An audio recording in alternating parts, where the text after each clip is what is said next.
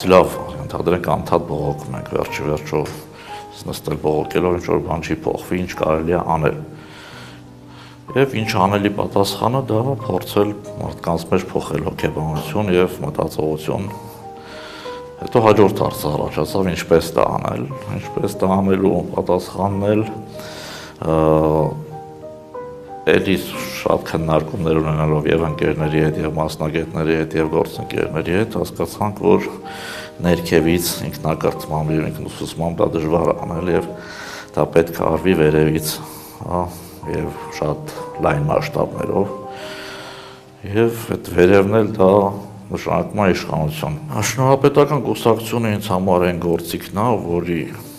միջոցով ես ինչու՞ չէ նաեւ կարծում եմ իմ ընկերները ուզում ենք հասնել,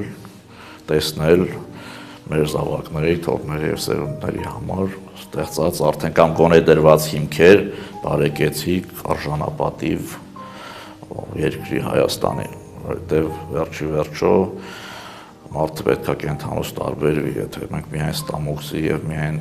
ինչ-որ սոցիալական վիճակի համար ենք ու սոցիալական ասելով կուշտ լինելու համար ենք պայքարում, այդ կենթանիներն էլ են դրա համար պայքարում, իսկ արժեքները, դա ազգային արժեքները, ընդհանրապես մտածողությունը, հույզերը եւ արժեքները, ինքնասիրությունը դրանք մարդկային երևույթներ են եւ շնորհապետական կուսակցությունը կրկնում եմ ինձ համար այն հարթակն է, այն գործիքն է, որի միջոցով ես ու իմ ընկերները փորձում ենք հասնել այդ նպատակներին։